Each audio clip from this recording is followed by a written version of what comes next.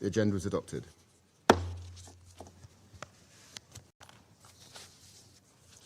In accordance with Rule 37 of the Council's Provisional Rules of Procedure, I invite the representatives of the Islamic Republic of Iran and Israel to participate in this meeting.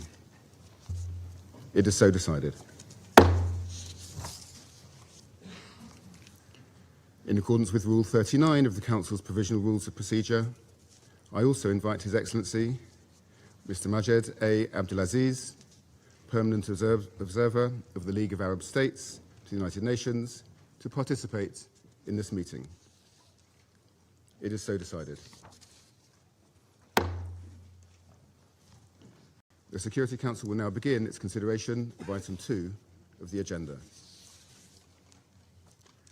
I warmly welcome the Secretary General, His Excellency, Mr. Antonio Guterres, and I give him the floor. Mr. President, Excellencies, ladies and gentlemen, I will speak directly to 3 areas today: the principles, the facts, and the way out. First, the principles. The UN Charter provides the foundation for the maintenance of international peace and security. Article 2 of the Charter clearly states, all members shall refrain in their international relations from the threat or use of force against the territorial integrity or political independence of any state.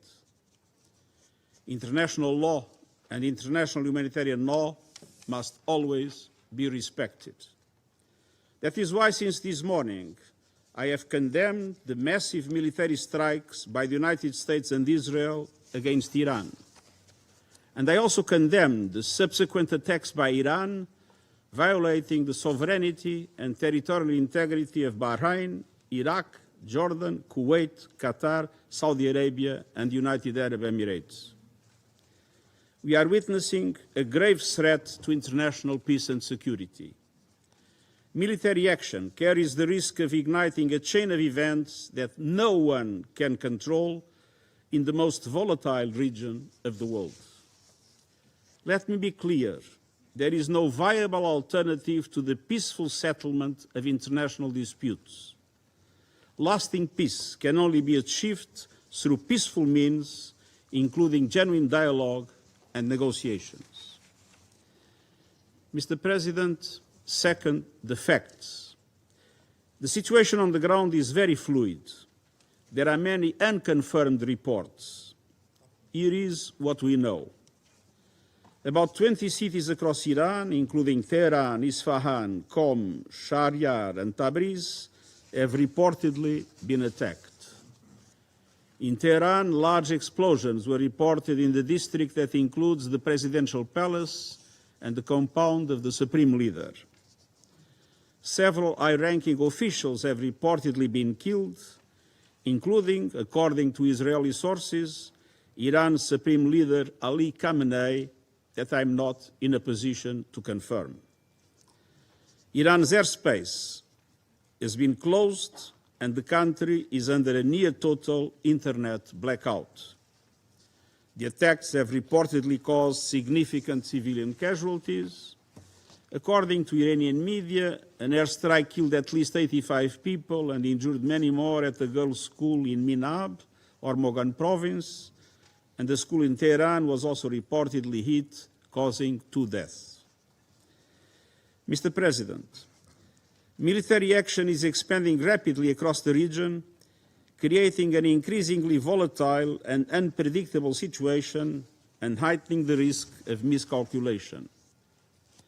According to Israeli sources, 89 people have been injured in Iran's subsequent strikes on Israel, and there were also impacts in the occupied West Bank. Iran has announced that in reaction to US and Israeli airstrikes, it targeted US military assets in the region. These strikes have reportedly hit civilian areas and infrastructure in the countries that I have already mentioned. Indirect impact of falling debris was also reported in Lebanon and Syria. Most Gulf states successfully intercepted the Iranian strikes. However, the UAE reported that one civilian was killed by debris from an intercepted missile. In Iraq, there are reports of drone and missile attacks from both sides. There are also reports that Iran is closing the Strait of Hormuz for international shipping. Mr. President, the US and Israel attacks occurred following the third round of indirect talks between the US and Iran, mediated by Oman. Preparations had been made for technical talks in Vienna next week, followed by a new round of political talks. I deeply regret that this opportunity of diplomacy has been squandered. Mr. President, third, the region and the world need a way out now. I call for de-escalation and an immediate cessation of hostilities. The alternative is a potential wider conflict with grave consequences for civilians and regional stability. I strongly urge all parties to return immediately to the negotiating table, notably on the Iran nuclear program. I note that the US President has reportedly talked with leaders of Saudi Arabia, Qatar, and the United Arab Emirates. Iran's foreign minister has reportedly spoken to his counterparts in GCC countries and Iraq, and everything must be done to prevent a further escalation. To this end, I call on all member states to strictly uphold their obligations under international law, including the UN Charter, to respect and protect civilians in accordance with international humanitarian law, and to ensure nuclear safety. Let us act responsibly and together to pull the region and our world back from the brink. Thank you. I thank the Secretary-General for his briefing. I now give the floor to those Council members who wish to make statements. I give the floor to the representative of France. Thank you, Mr. President, and I'd like to thank the Secretary-General of the United Nations, His Excellency Mr. Antonio Guterres, for his comprehensive, enlightening briefing. I'd also like to thank the Presidency of the Council for having convened this meeting at such short notice. The President of the French Republic, Monsieur Emmanuel Macron, asked that the Council immediately deal with this issue given the seriousness of the moment. Mr. President, this region needs peace. And in order to do this, we need Iran to respect its international obligations. We are very concerned at the launch of this new war between the United States, Israel, and Iran. The escalation underway is dangerous for everyone, and it must cease immediately. Faithful to our principles and attachment to the United Nations, France calls for de-escalation, and we would recall that respect for international law is the condition for stability and long-term security in the region and throughout the world. We robustly condemn the indiscriminate attacks by Iran against several countries of the region. It is essential that we ensure the protection of civilians, and we express our solidarity with the countries that have been struck: Saudi Arabia, Bahrain, the United Arab Emirates, Jordan, Kuwait, Qatar, and with our regional partners. And we are ready to deploy the means necessary to protect them if they so request. We will take all measures necessary to ensure the security of our citizens in the Middle East. Mr. President, the events today come in the context of the ongoing pursuit by Iran of its nuclear program that is destabilizing and is contrary to the general guarantees system and resolutions of this Council. For years now, despite the diplomatic efforts deployed by France with our partners, Iran has not taken the opportunity to conclude an agreement with regard to a peaceful settlement with regard to its nuclear program. In parallel, Iran has reduced its cooperation with the International Atomic Energy Agency, which for a long time now has not been able to guarantee the peaceful nature of the Iranian nuclear problem. For many months now, the agency has not had access to the most sensitive sites of the Iranian program. Transparency has still not been provided with regard to the Iranian stock of highly enriched at 6% uranium, which represents an amount which is potentially enough to produce around 10 explosive nuclear warheads. The situation is such and so serious that last August we launched the procedure to re-establish the Security Council sanctions in response to the clear non-respect by Iran of its commitments. Over and above its nuclear program, it's also the ballistic program and the regional actions taken by Iran that continue to constitute sources of major destabilization. Iran is continuing also a policy of systematic destabilization in countries of the region through the support that it provides to its regional allies, be that Hamas, Hezbollah in Lebanon, the Houthis in Yemen, or previously the regime of Bashar al-Assad in Syria. We remain profoundly concerned by the suffering of the Iranian people, given the systematic and brutal repression that they have suffered for many years. For several weeks now, this people has seen an unleashing of unjustifiable state violence because it had the courage to demonstrate for a better life and for freedom. The Iranian people must be able to exercise their fundamental rights and must be able to freely decide their destiny. Mr. President, on the 28th of September, resolutions of this Council with regard to the Iranian nuclear program were re-established. These resolutions called upon Iran to suspend its enrichment activities of uranium, to cooperate with the IAEA with regard to its ballistic activities. The Council must ensure that these resolutions are implemented, also by ensuring that the 1737 Committee is functioning properly. Iran must commit, finally, to good faith negotiations with regard to its nuclear and ballistic program, and also with regard to its regional action. France, together with the E3, has been mobilized now for 20 years to find a negotiated diplomatic solution, the only thing that will solve this issue in a viable way. Together with our partners, we showed in 2015 with the JCPOA and Resolution 2231 of this Council that it was possible to reach an agreement. Today, still, the peaceful settlement of disputes must be our priority. We feel that an agreement is possible, and that's why Iran must seriously commit to negotiations to achieve this. We will remain available together with our partners to find a robust, verifiable and lasting solution that will guarantee that Iran never has a nuclear weapon. At this serious time, the Council must come together to call for de-escalation for respect of international law and search for a negotiated solution in order to re-establish lasting peace in the region. Thank you. I thank the representative of France for the statement, and I give the floor to the representative of Bahrain. Thank you, President. At the outset, I would like to thank the United Kingdom for heeding our call and for inviting to this session at this important moment. I also extend our appreciation to His Excellency the Secretary General for his briefing and for the information regarding the recent events and the repercussions on regional and international peace and security.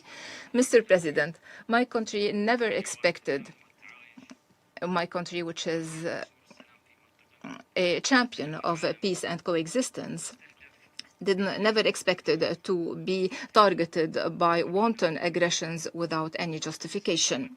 On behalf of the government of the Kingdom of Bahrain, my country strongly condemns the missile attacks targeting vital facilities and residential areas inside the Kingdom of Bahrain on Saturday. They were launched by the Islamic Republic of Iran, which confirmed its responsibility for these cowardly attacks. These attacks are a violation of our sovereignty and territorial integrity and the safety of our people, and they represent an indirect and unjustified attack that violates flagrantly international law, the UN Charter. It is also a grave threat to international and regional peace and security.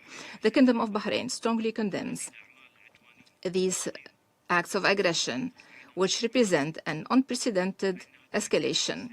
We reaffirm that targeting our territories, our vital facilities, and residential buildings is a hostile act that is rejected, and we will deal with it firmly. Mr. President, the Kingdom of Bahrain is today under attack that are part of the missile attacks targeting several sisterly states in the region in recent hours, including the United Arab Emirates, the State of Kuwait, the State of Qatar, the Kingdom of Saudi Arabia, besides targeting sites in Jordan and in the Syrian Arab Republic. These grave developments reflect an escalatory pattern targeting our collective security. Mr. President, the Kingdom of Bahrain reaffirms that these attacks represent a blatant violation of the prohibition to threat or use force against the territorial integrity of states as per paragraph 4 of Article 2 of the UN Charter. We hold the government of Iran fully responsible for these attacks, and the Kingdom rejects any justifications or explanations aiming at justifying these hostile activities or to violate international law. We reaffirm our steadfast commitment to the principles and purposes of the UN Charter, and we reserve our full and inherent right to answer in a commensurate manner with the scope of these attacks and to take all measures necessary to re-establish our security, safety, to protect our territories, our citizens, and our residents, according to Article 151 of the UN Charter and pursuant to international law in coordination with our partners and allies. Mr. President, the Kingdom of Bahrain calls upon the Security Council to shoulder its responsibilities in confronting these grave violations and to adopting a firm position to end these hostilities, to condemn them and prevent their recurrence in a way that guarantees regional and international peace and security. Allow me now to deliver this statement on behalf of the GCC countries, the United Arab Emirates, the Kingdom of Saudi Arabia, the Sultanate of Oman, the State of Qatar, the State of Kuwait, and my country, the Kingdom of Bahrain, as well as on behalf of the Kingdom of Jordan and the Syrian Arab Republic. At the outset, and on behalf of the GCC countries, Jordan and Syria, I would like to thank you, Mr. President, for convening this session, and I thank the Secretary General for his briefing. And as stated in the letter addressed to the Presidency today, several missile attacks launched by Iran targeted the United Arab Emirates, the Kingdom of Saudi Arabia, the Sultanate of Oman, the State of Qatar, the State of Kuwait, and my country, the Kingdom of Bahrain, as well as the Hashemite Kingdom of Jordan and the Syrian Arab Republic, in a blatant violation of the sovereignty of these states and territorial integrity, and in a violation of their safety and in violation of principles of international law and the UN Charter. This represents a rejected escalation that threatens the security and stability of the region. These Iranian wanton and irresponsible actions also caused the injury of several residents and nationals in these countries and killed one civilian at least. They also damaged several facilities and civilian infrastructure, besides disrupting air navigation in the region, and also threatens to disrupt maritime navigation through the Hormuz Straits. This is a violation of international law and will have very grave international repercussions. Our countries reaffirm that these violations constitute a violation of the prohibition of the threat or use of force against the territorial integrity of states as per paragraph 4 of Article 2 of the UN Charter. We hold the government of Iran fully responsible for these attacks, and we reject any justifications or explanations to justify this hostile behavior or to manipulate rules of international law. We reaffirm that Article 51 of the Charter does not justify in any way these cowardly attacks. GCC countries strongly condemn and denounce this Iranian wanton aggression, and we reaffirm that targeting civilians and civilian infrastructure is condemned and rejected by all international and human standards. We reiterate our full solidarity with the sisterly countries that were targeted, and we stress that the security of the sisterly countries are part and parcel of our security, and that targeting any of these states means or represent a threat to the security and stability of the whole region, and we warn against the repercussions of this refused escalation. Mr. President, these Iranian attacks are not compatible with the good neighborliness principles, and they cannot be accepted in any way. We strongly reject using the territories of the countries of the region as a scene to score points or to expand the conflict, following the efforts made by the GCC countries, Jordan, and the region as a whole in order to facilitate dialogue between Iran and the international community in order to settle differences in peaceful means and to avoid escalation in the region.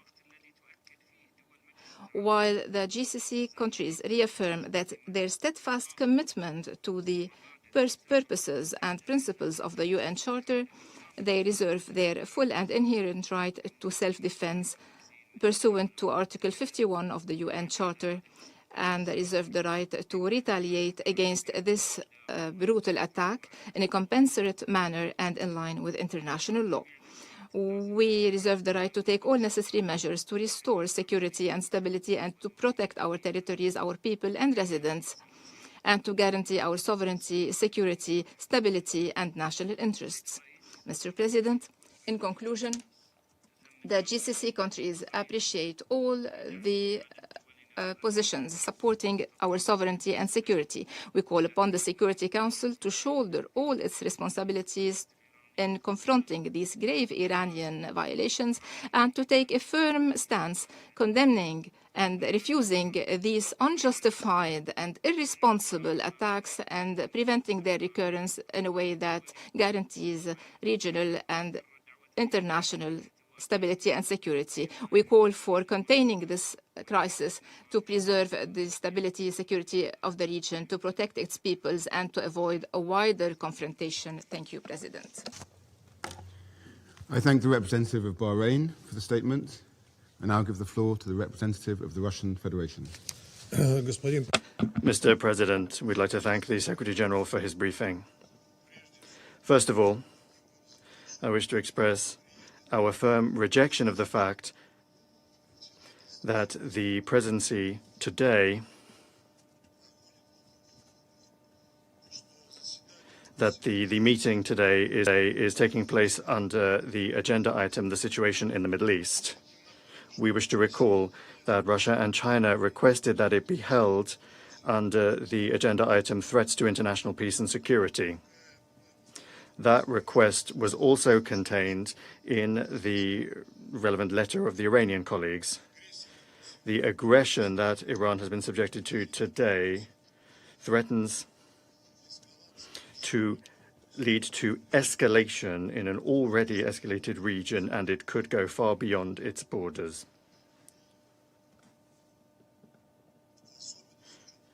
Particularly given the fact that one of the two initiators of this military venture is far from being a state in the region.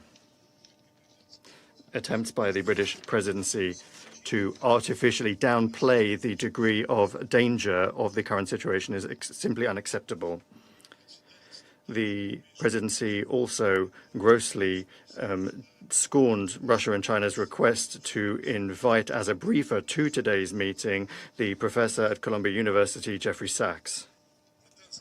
The British colleagues do everything they can to assert the importance of inviting representatives of civil society to Security Council meetings. That clearly does not apply to cases when world-recognized academics are going to present truth that is unacceptable to the Western governments. In recent hours, we have witnessed a further extremely dangerous ratcheting up of escalation in the Middle East.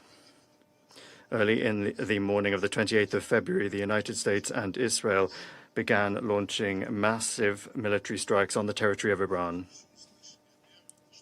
it was declared that one of the aims of the attacks one of the targets were the senior political leadership of the country and also civilian nuclear facilities. In real time, we are getting reports from the Iranian authorities about casualties, including among the civilian population.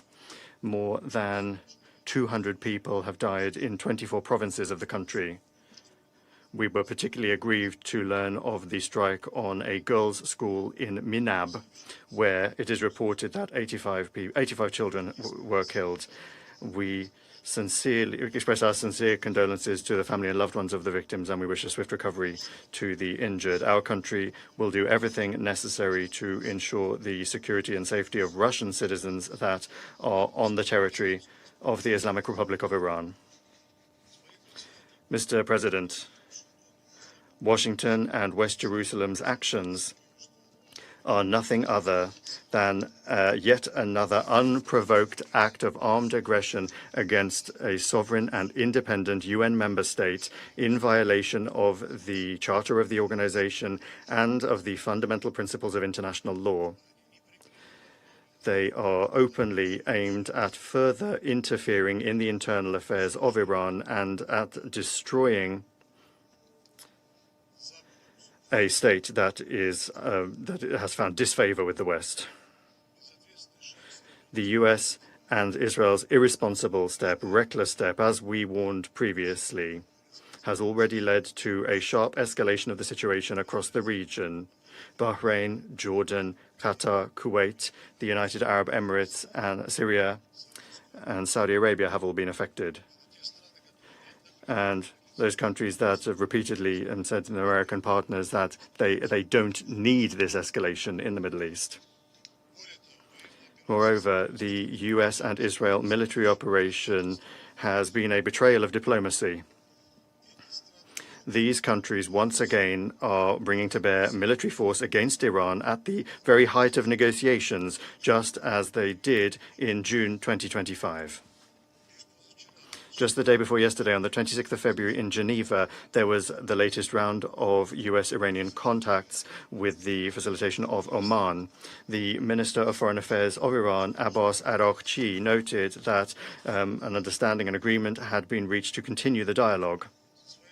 For our part, we underscore that the Russian side has repeatedly received signals that the Israelis have no interest in a military confrontation with Iran. And then, despite Tehran's willingness to engage in the diplomatic process, it once again is stabbed in the back. Moreover, the fact that Washington for such a long time and methodically was building up its military presence in the region only confirms the fact that aggression against Iran was planned in advance. The actions of the United States and Israel risk triggering a humanitarian and economic catastrophe.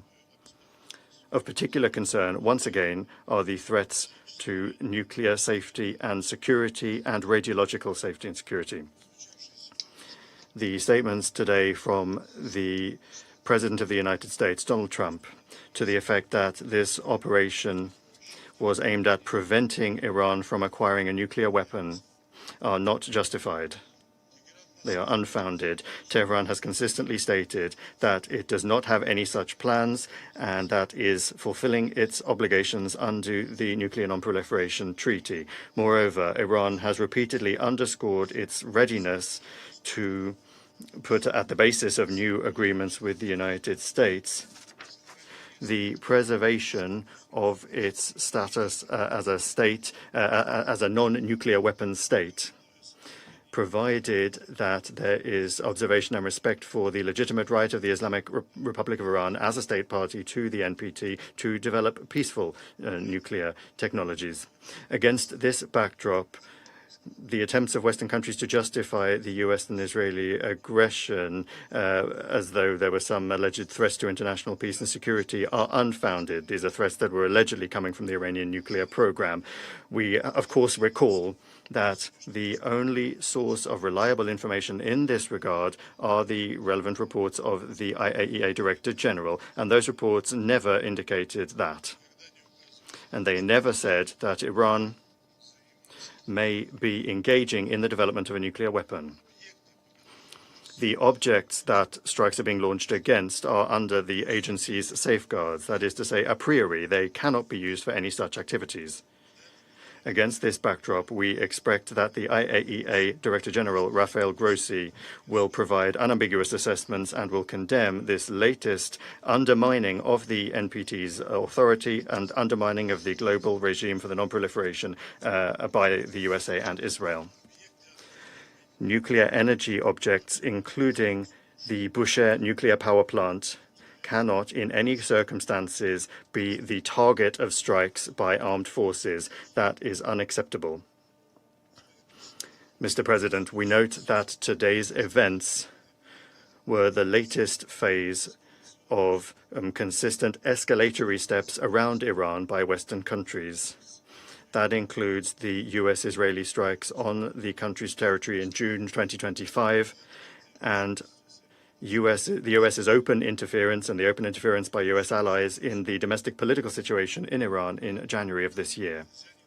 We also remember the failed attempts by the United Kingdom, France, and Germany to trigger the mechanism to restore the effect of Security Council anti-Iran resolutions, the so-called snapback mechanism. However, that did not happen. Russia and a number of other UN member states repeatedly and in detail explained the reasons why the United Kingdom, France, and Germany did not have the right to invoke that mechanism. However, that did not work, and the United States and Israel once again have brought military force to bear.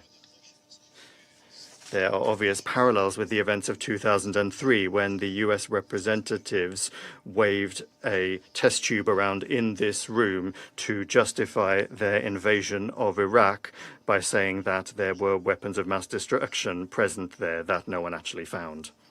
In 2023, US Vice President J.D. Vance said that the Iraq campaign was unforced. As a result, innocent Iraqis and Americans died, and that Washington had to learn that lesson. However, as it turns out, that lesson has not yet been learned. In the statements of the European colleagues, and we'll hear that again today, instead of condemning aggression and the deaths of Iranian civilians, we once again will hear the statement of the President of France, Emmanuel Macron, saying the Iranian regime must understand that it has no other option but to engage in good faith negotiations to end its nuclear and ballistic programs, as well as its regional destabilization activities, end quote. Similar assessments were voiced by the Prime Minister of the United Kingdom, Keir Starmer.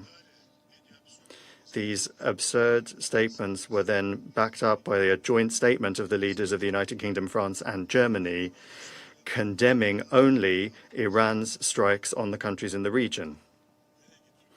Colleagues, just think for a moment. This sort of reaction is coming at a time when Iran has been subject to armed attack, to military attack at the peak of an active negotiating process. The hypocrisy of our European colleagues knows no borders. These aren't even double standards. It's a parallel reality, the other side of the looking glass. In the English language, there's an ideal term to describe the situation: victim blaming. One gets the impression that London, Paris, and Berlin are living within illusions that they have created for themselves and are broadcasting to the world. However, attempts to mislead the international community are doomed to fail. Any common-sense person will fully well understand who is responsible, who bears responsibility for this latest uncontrolled escalation. Mr. President, we demand that the United States and Israel immediately cease their aggressive actions.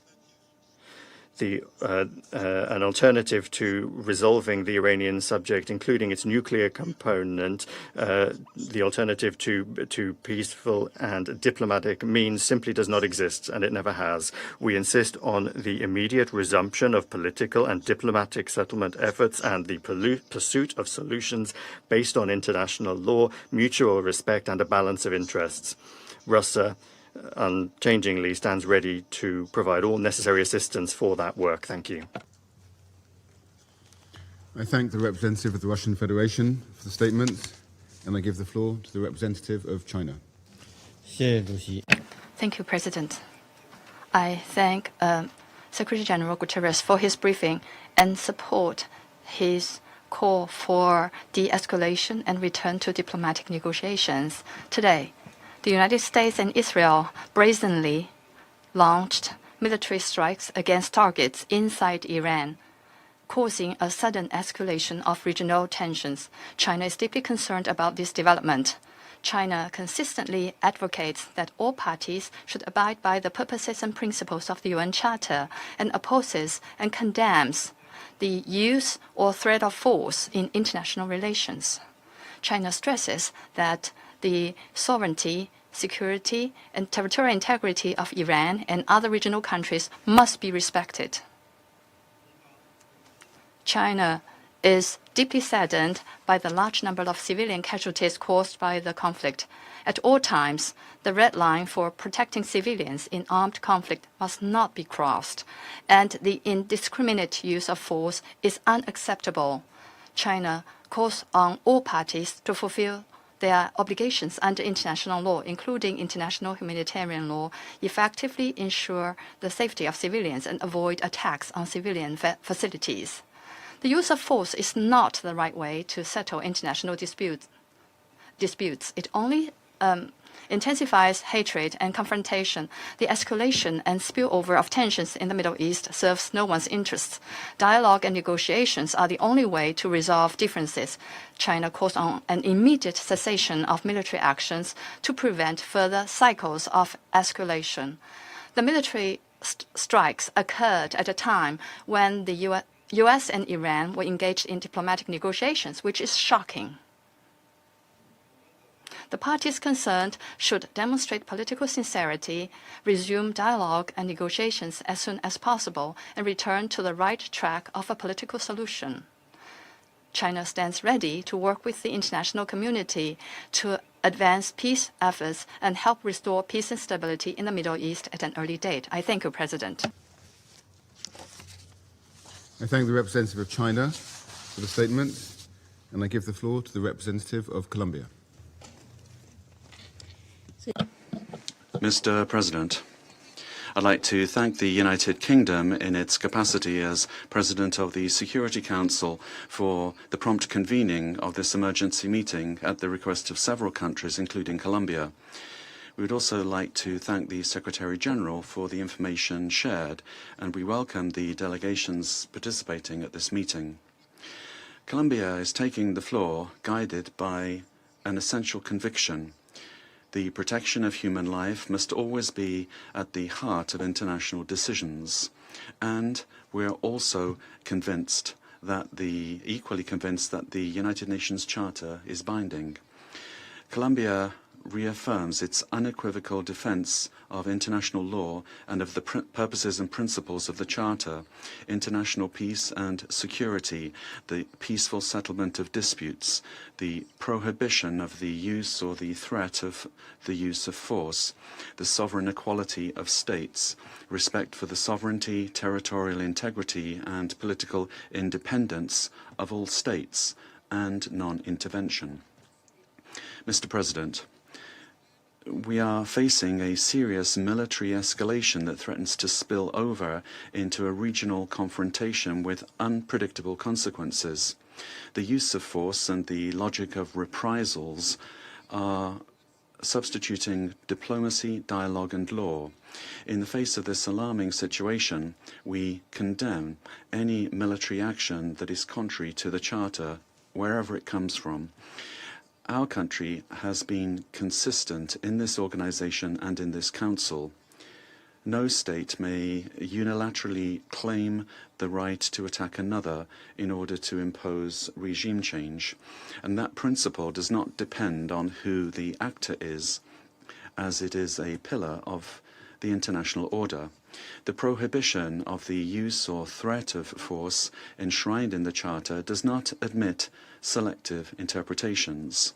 When that principle is violated, international security does not prevail. The law of the strongest takes over. When force replaces law, the international order is weakened and barbarism takes its place, and the first to lose are civilians. Colombia condemns the attacks and expresses solidarity with the peoples of Bahrain, Qatar, the UAE, Saudi Arabia, Jordan, and Kuwait. Colombia expresses its deep concern over the human cost of this escalation. Bombings are exposing entire communities to fear and to risk, including girls and boys. No military goal can justify, under any circumstances, civilians being caught in the crossfire or becoming victims of indiscriminate attacks. The protection of life must always be our highest priority. Life cannot be considered collateral damage. In this regard, we strongly condemn reported attacks against civilians and against civilian objects. This is in clear violation of international humanitarian law, particularly the principle of distinction, and we urge the immediate cessation of hostilities. Strict respect for international law and international humanitarian law is not optional. The protection of the civilian population is a legal and moral obligation. Mr. President, for these reasons, Colombia prioritizes dialogue and the peaceful settlement of disputes, not because we are naive, but on the basis of our experience, because we know that war does not resolve conflicts. On the contrary, it worsens them, it makes them more cruel, perpetuates them, and passes them on to future generations. Defending international law does not mean ignoring reality. Iran has international obligations that it must fully comply with, particularly in the nuclear and human rights fields. With regard to Iran's nuclear program, full, effective and transparent cooperation with the International Atomic Energy Agency is essential. Therefore, we call on Iran to return to the path of dialogue and negotiations in good faith, with a view to guaranteeing unrestricted access to nuclear facilities subject to monitoring and verification, and to resolving outstanding safeguards issues under the Treaty on the Non-Proliferation of Nuclear Weapons. Colombia reaffirms the universal goal of general and complete nuclear disarmament, and in that context we insist that Iran's nuclear program must be maintained exclusively for peaceful purposes in compliance with its international obligations. Collective security is not built with more weapons, but with more guarantees. Likewise, we join the urgent call of the IAEA for the parties to exercise restraint in the use of force, particularly against nuclear facilities, taking into account the enormous risks that such actions represent. Furthermore, Iran has the obligation to respect and guarantee the human rights and fundamental freedoms of its population, which are not a concession of the state. Much rather, these are rights that are inherent to human dignity. But we also state with the same degree of firmness that Iran's non-compliance in these areas cannot serve as justification for the unilateral carrying out of military attacks against a state. The full application of the Charter is indispensable for the credibility of multilateralism and the preservation of the international order. International peace and security are not built by violating the sovereignty or the territorial integrity of states, nor through reprisals. They are built through rules and through dialogue. Mr. President, Colombia calls on all parties to exercise restraint and de-escalation, to urgently return to the diplomatic path, to strictly respect international law, and to strengthen existing multilateral mechanisms. It is a priority to move forwards towards a framework for regional dialogue that allows us to address the underlying causes of instability in the Middle East. Therefore, we propose the convening of a peace conference for the region under the auspices of the United Nations in order to achieve sustainable political solutions. War is not a foregone conclusion. It is a political decision, but so is peace. Today, the true responsibility of the international community and of this Council is to choose it, assuming with historical responsibility its primary mandate to preserve international peace and security.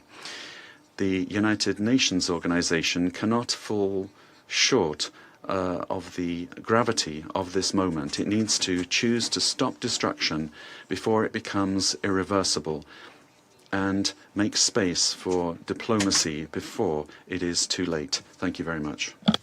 I thank the representative of Colombia for the statement, and I give the floor to the representative of the United States. Thank you. Distinguished delegates, this is a moment in history that requires moral clarity, and President Trump has met the moment. The most fundamental duty of any sovereign government is the protection of its people. Operation Epic Fury is directed towards specific and strategic objectives: to dismantle missile capabilities that threaten allies, to degrade naval assets used to destabilize international waters, and to disrupt the machinery that arms proxy militias, and to ensure the Iranian regime never, ever can threaten the world with a nuclear weapon. As President Trump said last night, for decades, the Iranian regime has willfully destabilized the world. It has killed American forces and citizens, threatened regional allies, and jeopardized the security of international shipping upon which the world depends. Its massive support for violent proxies, declared terrorist organizations, the Houthis, Hezbollah, Hamas, and others, has brought bloodshed and disorder across the Middle East for far too long. This is not speculation. We know this to be true, and our men and women have paid for the actions of this regime and the IRGC with their lives. No responsible nation can ignore persistent aggression and violence. The regime in Tehran has led attacks that have cost American lives. Hundreds of U.S. Marines in Lebanon, thousands of troops in Iraq. American hostage after hostage has suffered. Our ships fired upon dozens of times in the Red Sea. Iran has armed and financed militant organizations that undermine lawful governments and destabilize an already fragile region. Iran's continued pursuit of advanced missile capabilities, coupled with its refusal to abandon nuclear ambitions despite diplomatic opportunities, presents a grave and mounting danger. The international community has long affirmed a simple and necessary principle: Iran cannot have a nuclear weapon. That principle is not a matter of politics, it's a matter of global security, and to that end, the United States is taking lawful actions. This body, the United States Security Council, has acted repeatedly on this threat. 20 years ago, starting in 2006, Resolution 1696 demanded that Iran suspend all uranium enrichment-related and reprocessing activities, invoking Chapter 7 of the UN Charter and adopting a legally binding resolution. When Iran failed to comply, this council, followed with Resolution 1737, imposing mandatory sanctions, including bans on nuclear-related materials and technology, asset freezes on key individuals and entities linked to their nuclear program, and establishing a sanctions committee. Subsequent resolutions, 1747 in the year 2007, expanded arms embargoes and asset freezes. Resolution 1803 in 2008 tightened restrictions on dual-use goods and calling for the inspections of Iranian cargo. Resolution 1835 in 2008 reaffirmed the need for full compliance, and Resolution 1927 in 2010, which was the most comprehensive, banning ballistic missile activities, tightening the conventional arms embargo, targeting the IRGC and shipping lines, and prohibiting new Iranian banking relationships, built a robust multilateral framework to curb Iran's nuclear and missile pursuits. These measures, again adopted under Chapter 7, represented the world's collective judgment that Iran's actions posed a threat to international peace and security. And despite numerous opportunities for an alternative path, Iran remained defiant. And the Security Council decided on September 19th of last year, 2025, to restore these measures, snap back sanctions, sending a clear message that the world will not acquiesce to threats and half measures, and Tehran would be held to account. On top of these actions by the UN, American diplomacy was attempted repeatedly and in good faith. President Trump, Secretary Rubio, our special envoys, Witkoff and Kushner, were relentlessly dedicated to diplomacy. But diplomacy cannot succeed where there is no genuine willingness to cease aggression, where there is no genuine partner for peace. As President Trump said today, and he spoke directly to the Iranian people, he said, quote, "To the proud, great people of Iran, I saw tonight that the hour of your freedom is at hand. The entire world has witnessed the regime's wholesale slaughter of innocent civilians. The sad irony is that this same regime will attempt to lecture us today about human rights and the rule of law. Its presence here in this council makes a mockery of this body. But where the UN lacks moral clarity, the United States of America will maintain it.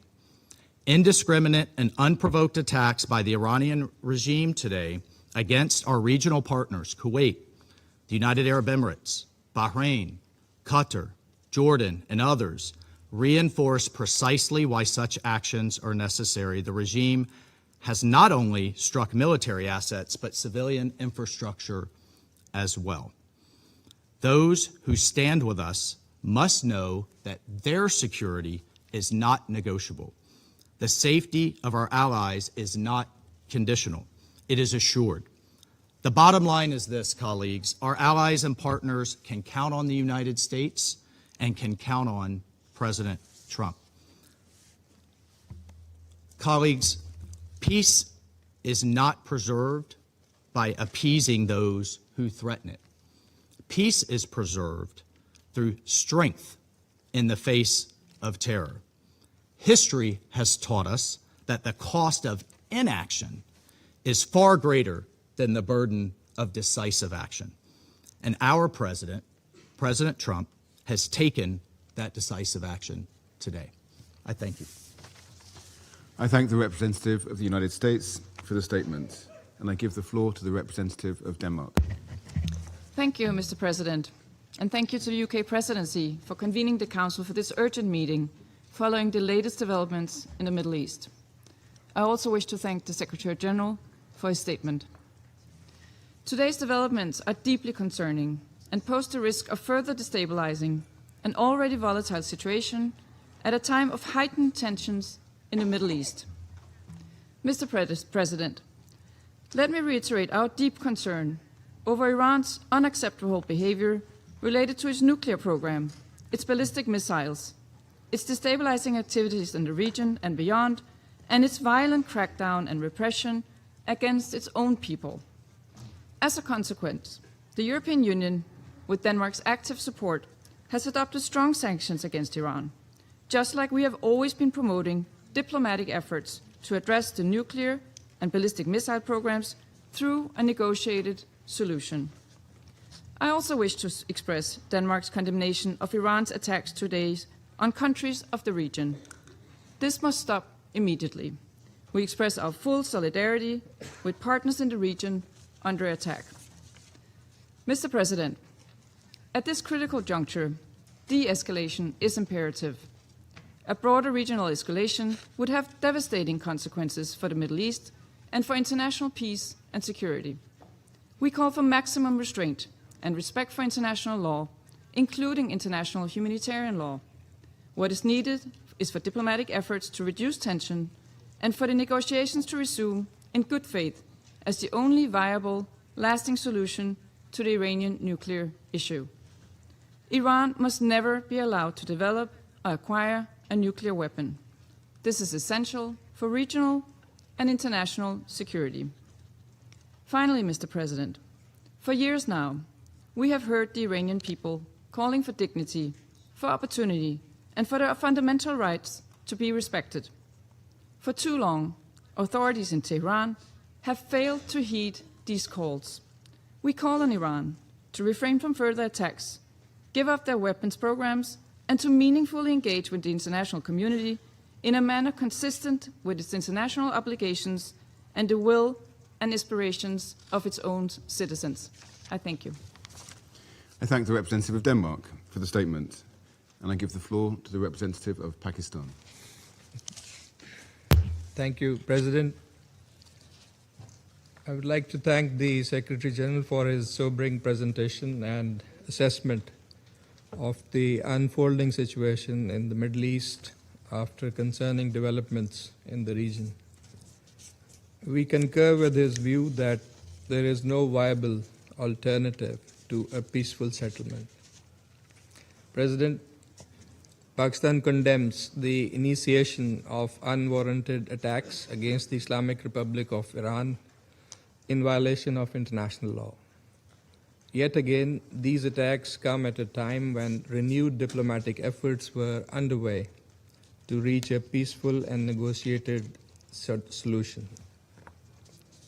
Such a course of action will undermine the peace and stability of the entire region with far-reaching consequences.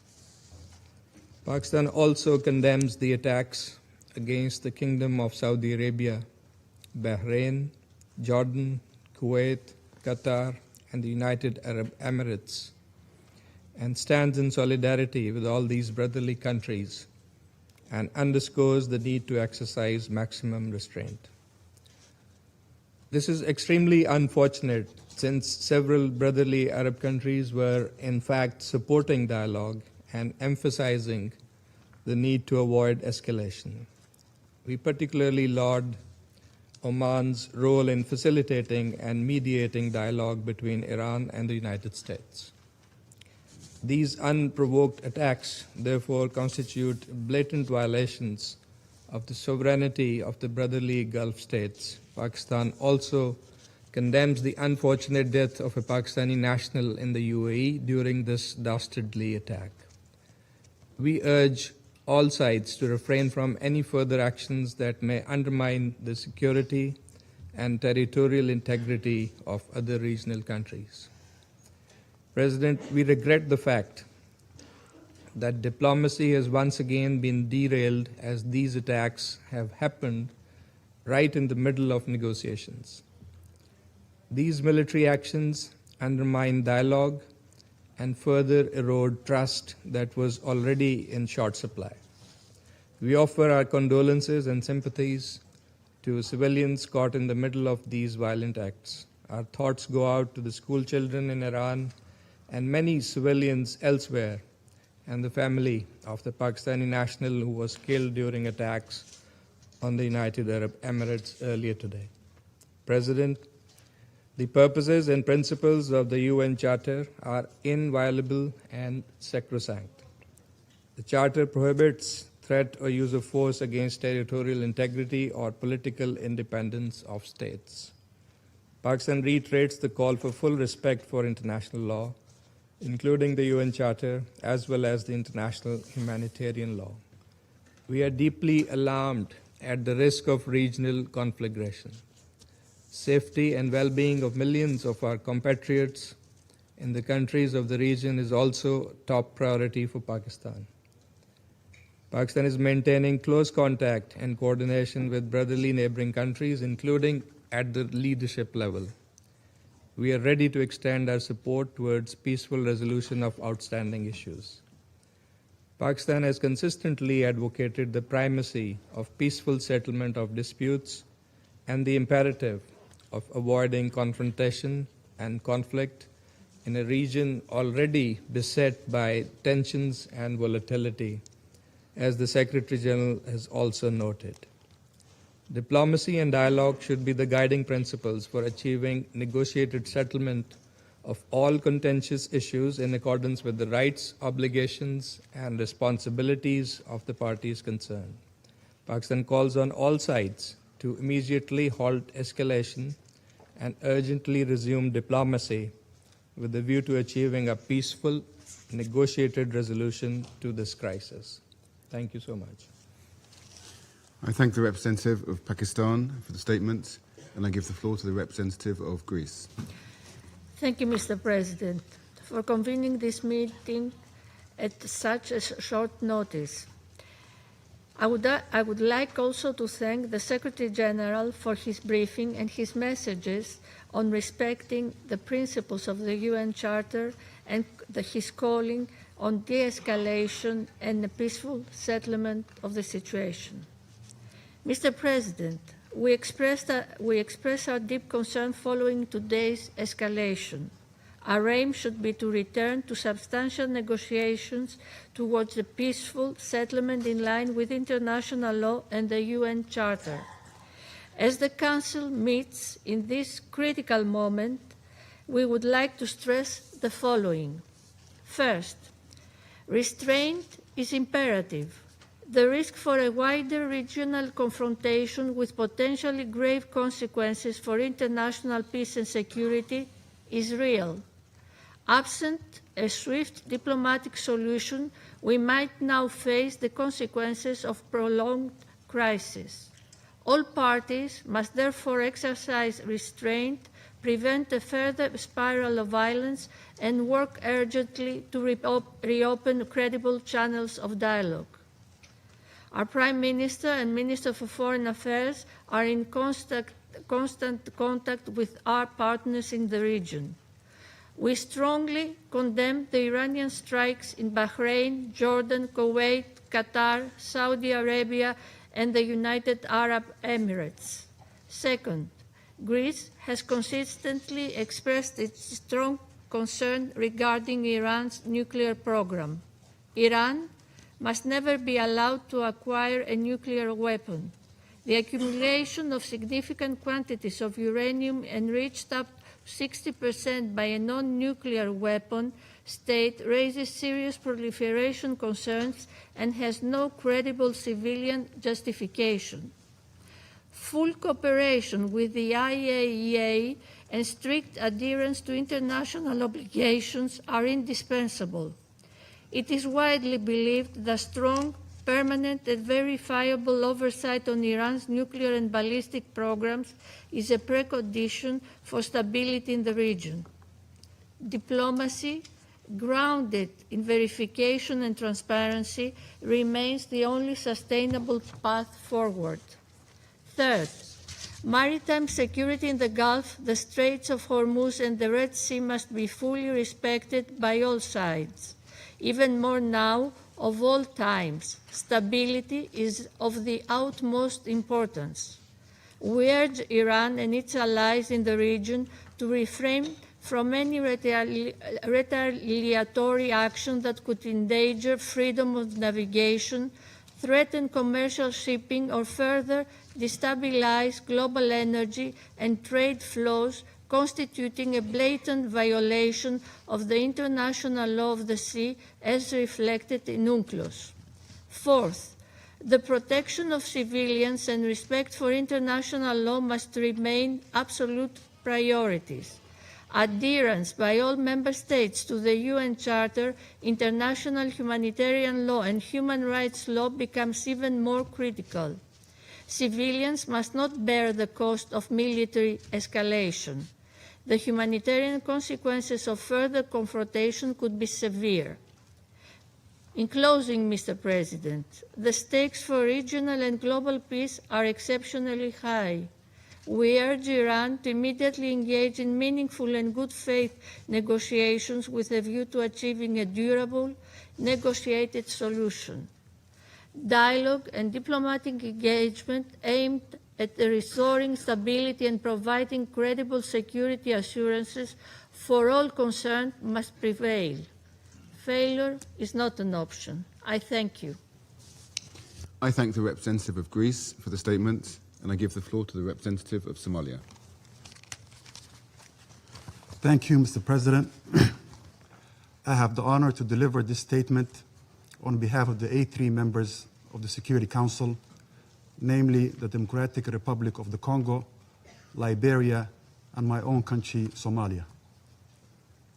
We thank the Presidency for promptly convening this emergency meeting on the situation in the Middle East.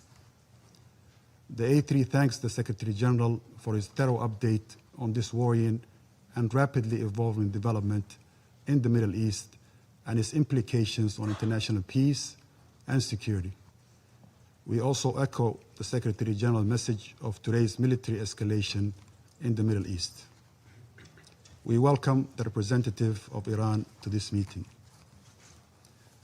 Mr. President, the A3 aligns itself with the statement of the chairperson of the African Union Commission, His Excellency Mahmoud Ali Yusuf, on the U.S.-Iran military escalation issued on February 28th of 2026.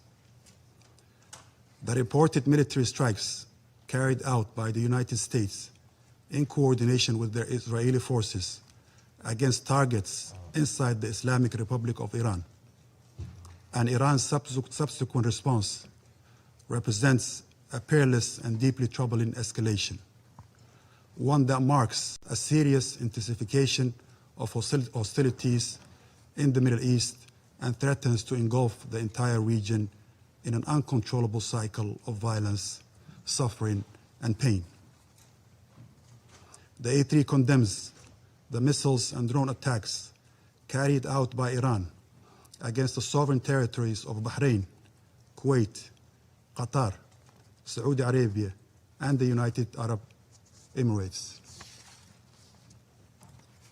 The A3 reiterates that all member states must respect their obligations under international law, including the Charter, which prohibits the threat of the use of force against the territorial integrity or political independence of any state or in any other manner inconsistent with the purposes of the United Nations.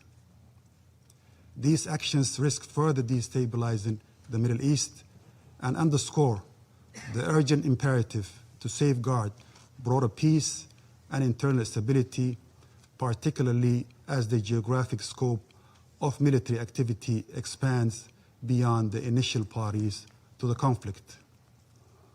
The A3 remains steadfast in its commitment to the fundamental principles of international law and the Charter of the United Nations.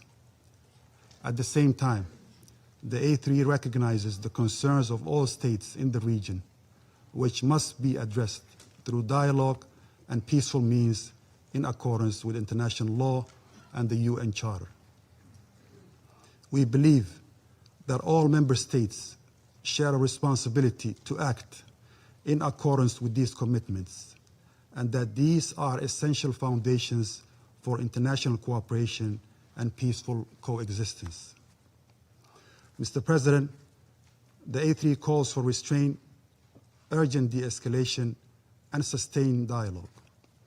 All parties must act fully in accordance with international law and the United Nations Charter to safeguard international peace and security.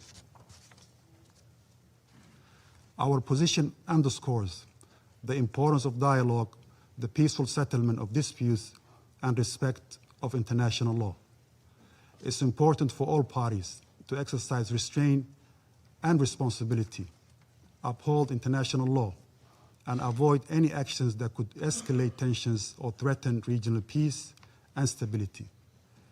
The A3 stresses that the spillover effects of these hostilities imperil countless lives and threaten to deepen existing crises.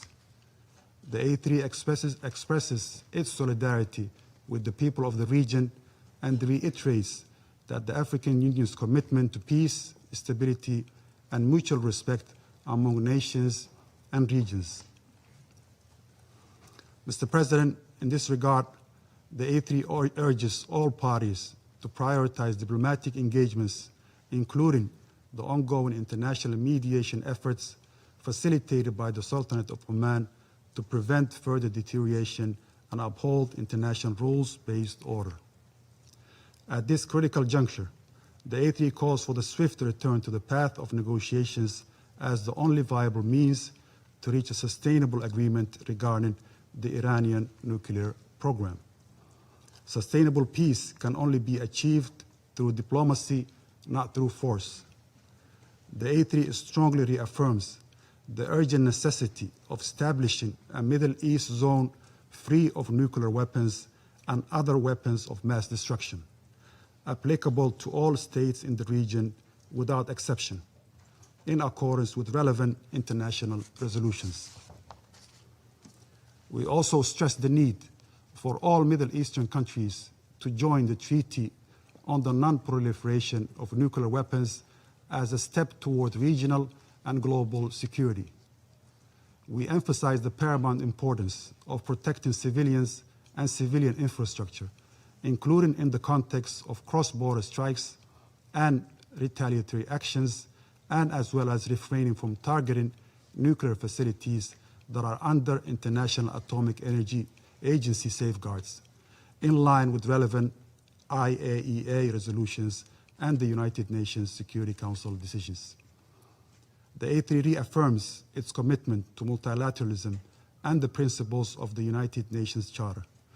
We urge all parties to act with responsibility and wisdom, placing the well-being of the region's people above all other considerations.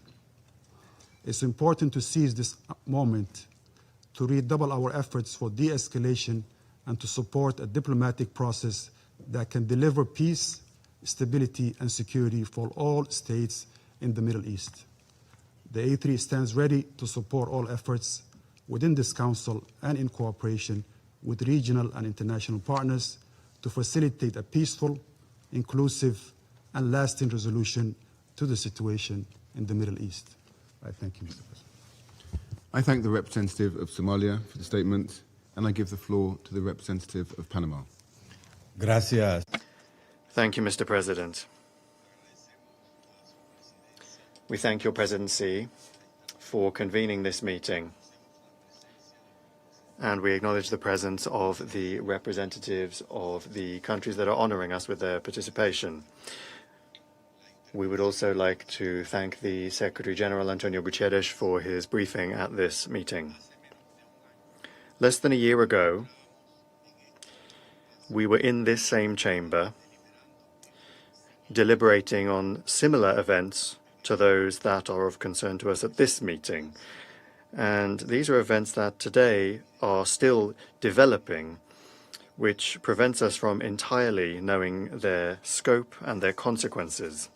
However, we must ask ourselves whether the repetition of these actions can really lead to different results and to a sustainable solution, or whether, on the contrary, the aggressive cycle of attacks and counterattacks will only lead to an escalation of violence with increasingly serious and unpredictable consequences to the detriment of international peace and security. Let us recall that in January we considered the brutal and disproportionate use of force by Iran against its population, which was legitimately exercising its right to protest. According to estimates from independent media and non-governmental organizations, that resulted in the deaths of thousands of people. These previous facts point to a delicate situation in the country and the region, and they represent a clear and worrying warning of the possible real and human consequences of the escalation of the armed conflict.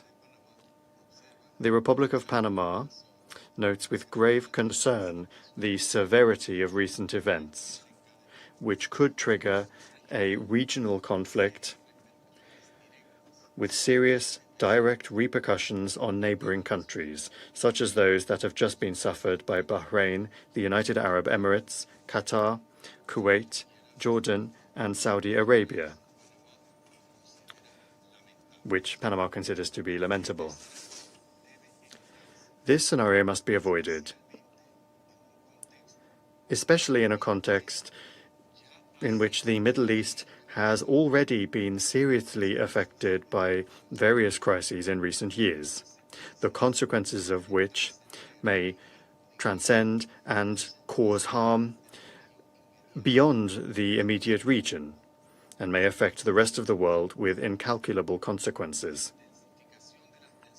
The intensification of tensions will only increase instability and suffering, particularly impacting the most vulnerable populations, those that are always the first to suffer the consequences of conflicts. In this uncertain and dangerous situation that we face, we are reminded that it is essential to guarantee the respect for and protection of the civilian population during conflict in accordance with international humanitarian law and the values that this Council is called upon to protect. Therefore, we reiterate our urgent call for dialogue, restraint, and the cessation of the use of force. Diplomacy and negotiation, in accordance with the principles enshrined in the Charter of the United Nations and international law, must prevail as the preferred and effective means for the peaceful settlement of disputes. Thank you very much. Representative of Panama for the statement, and I give the floor to the representative of Latvia. Thank you, Mr. President. Allow me to begin by thanking the United Kingdom as presidency of this Council for convening this meeting on such short notice. And I would also like to thank the Secretary General for the briefing provided.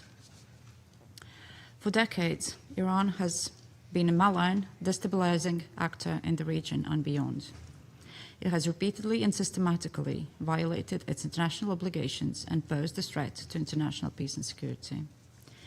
The Iranian regime has attacked and destabilized neighbors, exported terrorism, developed an illegal ballistic missile program, and participated in widespread sanctions circumvention. Iran has violated UN Security Council resolutions 1696, 1737, 1747, 1803, 1835, 1929, and this aggressive behavior is consistent. It spans decades.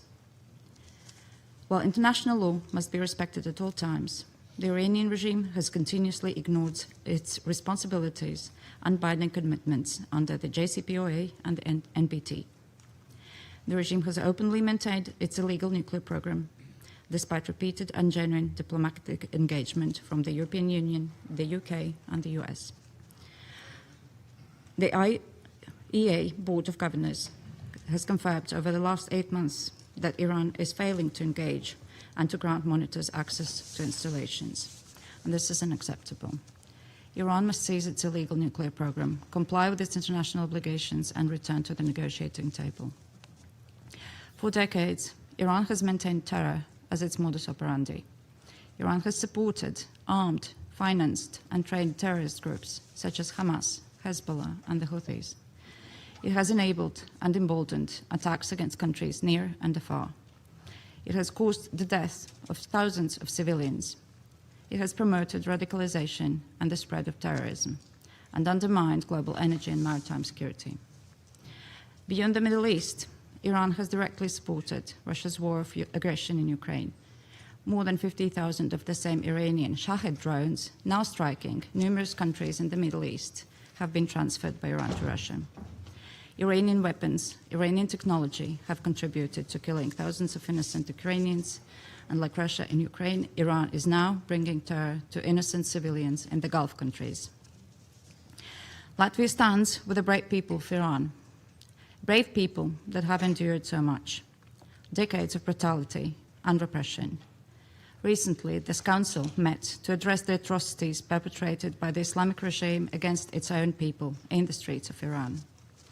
Latvia and the European Union have already imposed sanctions against the IRGC. The Iranian people must be able to determine their own future, free from violence and repression. Mr. President, Latvia joins the call for an immediate cessation of hostilities and urgent de-escalation. We call on all sides to protect civilians and avoid further escalation.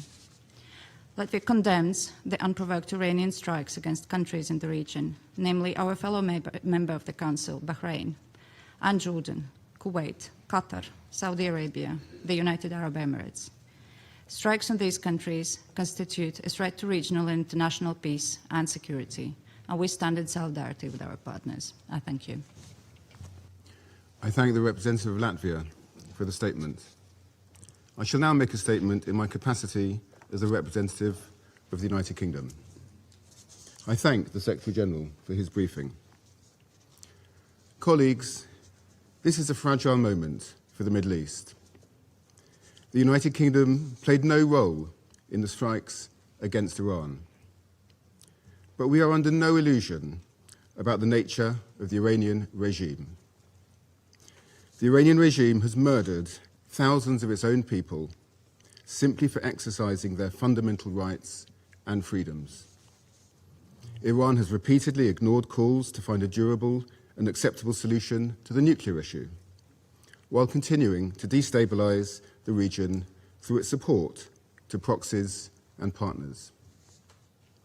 We strongly condemn Iranian strikes across the region, including the attacks on a hotel in Dubai, the attack on Kuwait's civilian airport, and attacks on civilian targets in Bahrain. We extend our support and solidarity to all our partners, many of which are not parties to the conflict. Regional stability remains a priority.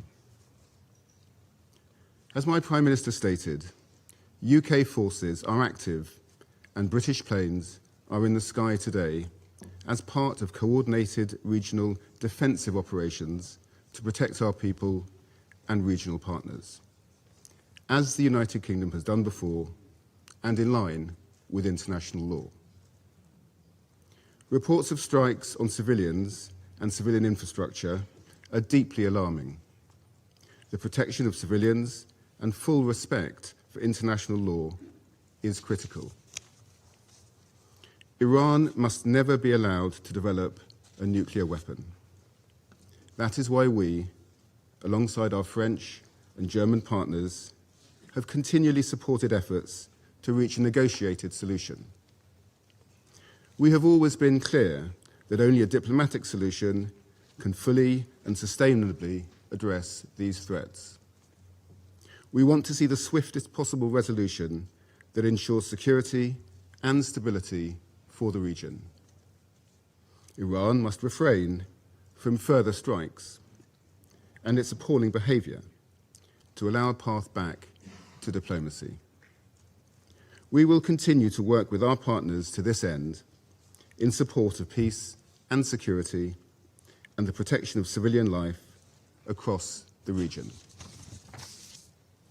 I resume my function as President of the Council. I now give the floor to the representative of the Islamic Republic of Iran.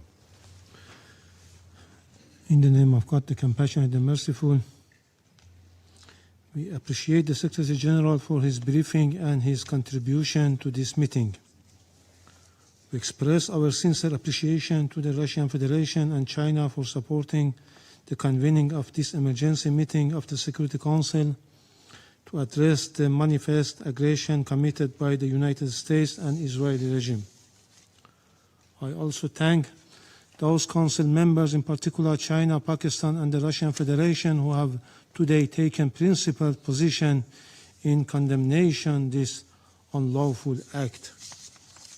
And it is regrettable that some members of this body, in a blatant double standard, disregarded the flagrant act of aggression committed by the US and Israel on Iran and condemn Iran for using its inherent right to self-defense on the UN Charter.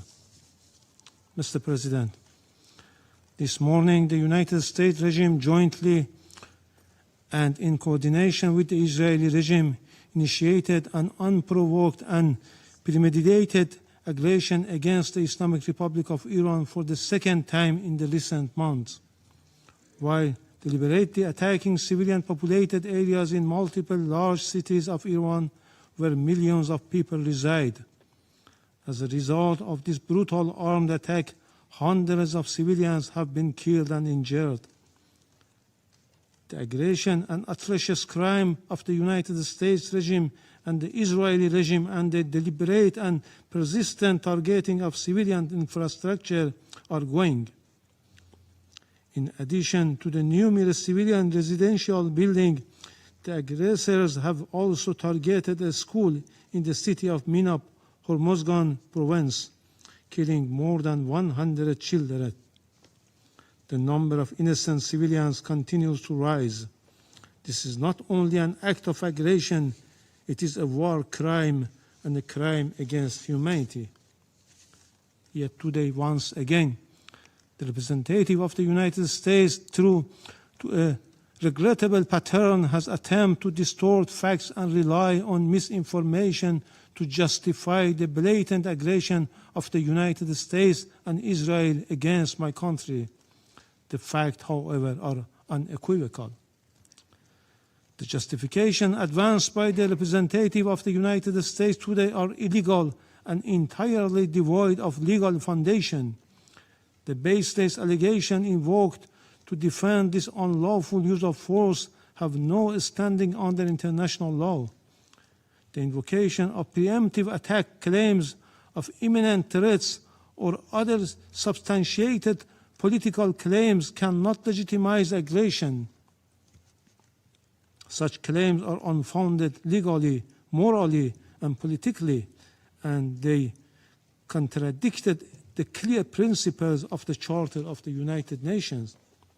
I also categorically reject the assertion made by the representative of France, the United Kingdom, and certain other Western members regarding Iran's peaceful nuclear program. These claims lack a factual and legal basis. Mr. President, distinguished colleagues, the President of the United States and the Prime Minister of the Israeli regime have openly claimed responsibility for this act of aggression and have explicitly articulated regime change as their objective, an unmistakable admission of their intent to violate Iran's sovereignty and territorial integrity. The President of the United States has falsely described this aggression as necessary to neutralize an imminent threat to the American people. This is nothing more than a deliberate attempt to mislead the international community and the U.S. public opinion and manufacture consent for unlawful war. Similarly, the representative of the United States has cynically sought to mislead this Council, yet history provides ample documentation that the foreign policy of the United States has repeatedly relied on unlawful force, covert intervention, and political manipulation to alter the governments of other member states. This record is well established. The reality is clear and undeniable. What is taking place today against my country by the United States and the terrorist regime of Israel is a blatant act of aggression, a full-fledged violation of international law. No justification, no accusation, no narrative of disinformation can legitimize or excuse this manifest crime and aggression. Mr. President, we have communicated on several occasions with this Council and the Secretary General about warmongering statements and interfering actions in the internal affairs of Iran by the President of the U.S. in a blatant violation of the UN Charter and international law, and called for the Council action. Regrettably, all were unanswered. The issue before the Council is straightforward: whether any member state may, including a permanent member of this Council, through the use of force, coercion, or aggression, determine the political future of another state or impose control over its affairs? International law and the Charter are explicit on this matter. Article 2, paragraph 4 of the Charter categorically prohibits the threats of use of force against the territorial integrity or political independence of any state. Mr. President, against this backdrop, I would like to make the following points. 1. What is occurring against my country is a clear act of aggression. It is an open armed aggression against the Islamic Republic of Iran. The United States and Israel war today is not merely a war against Iran. It is a war against the Charter of the United Nations, a war against international law, and a war against the international legal order upon which the United Nations and the Security Council have been built for over 8 decades. As the Charter affirms, the United Nations was established to save succeeding generations from a scourge of war. The Charter, adopted in 1945, is founded upon this fundamental principle. Members shall refrain from threat or use of force in international relations. The sole exception is the inherent right of self-defense under Article 51, and only in the event of an armed attack. The military aggression carried out by the United States and Israel satisfies none of the criteria of lawful self-defense. Accordingly, the action of the United States and Israel constitute a manifest violation of Article 2, a peremptory norms and a fundamental principle of international law accepted by all member states. Neither the Charter nor international law recognize internal matters of states as justification for the use of force by other states. Were this otherwise, no international legal order could endure. The rule of law would be replaced by the rule of force. 2. In responding to aggression and large-scale war, the Islamic Republic of Iran is exercising its inherent and lawful right of self-defense under Article 51 of the Charter of the United Nations. The armed forces of the Islamic Republic of Iran are utilizing all the necessary defensive capabilities and means to confront this criminal aggression and deter the hostile acts. Consequently, all bases, facilities, and assets of the hostile forces in the region shall be regarded as legitimate military objective within the framework of Iran's lawful exercise of self-defense. Iran will continue to exercise its right of self-defense decisively and without hesitation until the aggression ceases in full and unequivocal terms. 3. Iran remains firmly committed to respecting the sovereignty and territorial integrity of its neighboring countries. Under no circumstances will we target the sovereignty, people, or interests of our neighboring countries in the Persian Gulf. Our legitimate response have been directed solely and exclusively at the bases and assets of the hostile government of the United States that operate beyond the control of the host states. Priority has been given to the targets that diminish the aggressor capability and capacity to continue its malign actions. We had previously and formally conveyed this warning to the Secretary General and the Security Council. 4. Despite continuous U.S. hostile policy, we were sincerely and seriously pursuing the path of diplomacy and dialogue to reach a just, fair, and sustainable agreement. Yet, for the second time in the midst of the negotiation, the United States betrayed diplomacy and resorted to force and launched an attack against my country in blatant violation of Charter of the United Nations, presently interfering in Iran's internal affairs. They are even calling on the people to riot against their own government. The recent record of the United States toward Iran is equally clear. Since January 2025, the U.S. administration again reinstated the hostile approach, including the policy of so-called maximum pressure and economic strangulation through sweeping sanctions. The General Assembly has repeatedly voted by overwhelming majorities against such unilateral coercive measures. The objective of these illegal measures has been transparent, unconditional surrender. Despite repeated warning by Iran to the Secretary General and the Council regarding serious violation of the Charter by a permanent member, the Council has regrettably failed to discharge its primary responsibility, allowing the erosion of the rule of law in favor of the rule of force. 5. Just as the Israeli regime succeeded in dragging the United States into the quagmire of war with Iran, the United States in turn is deliberately seeking to expand the scope of the conflict by exploiting spaces in the Persian Gulf region.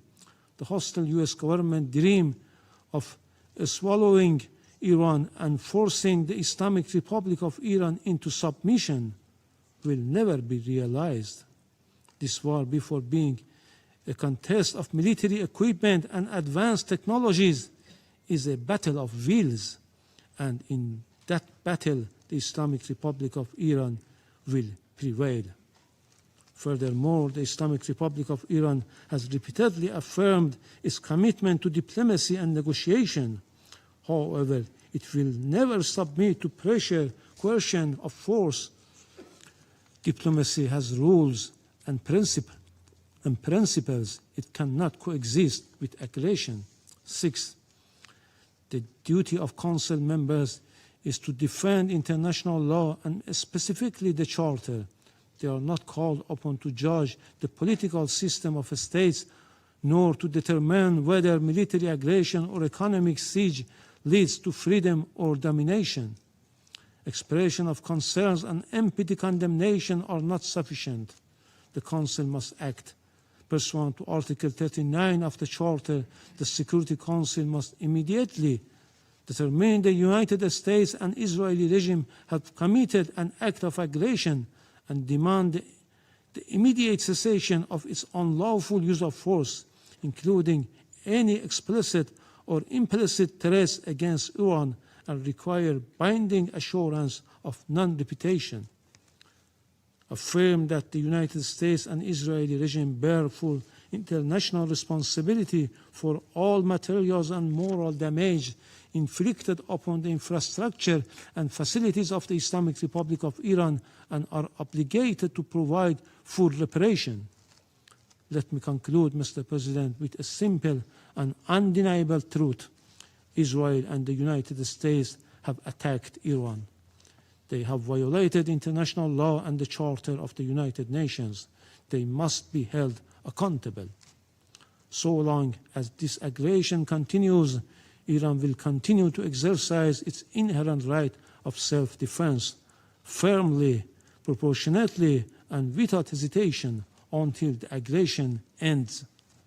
The Security Council must act now and stop this act of aggression immediately. Silence is complicity in this crime. I thank you. I thank the representative of the Islamic Republic of Iran for the statement, and I give the floor to the representative of Israel. Mr. President, for 47 years, the Islamic regime in Iran has led crowds in chanting, March bar Israel, March bar America. Mr. Iravani, do you want to translate these chants? Your leaders have been chanting it for years in public events, in your parliament. March bar Israel, March bar America. They mean death to Israel, death to America. Israeli and American flags were painted on roads so they could be trampled.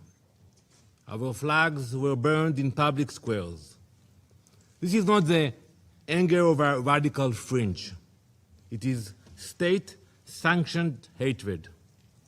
And while those marched bar chants echoed, uranium was enriched, centrifuges span, missiles were built, facilities were buried deep underground. It was never just empty rhetoric. It was preparation for action. But today, alongside our ally, the United States, we act to stop it. Israel stands before you today, having acted with the United States to confront and stop an existential threat before it became irreversible.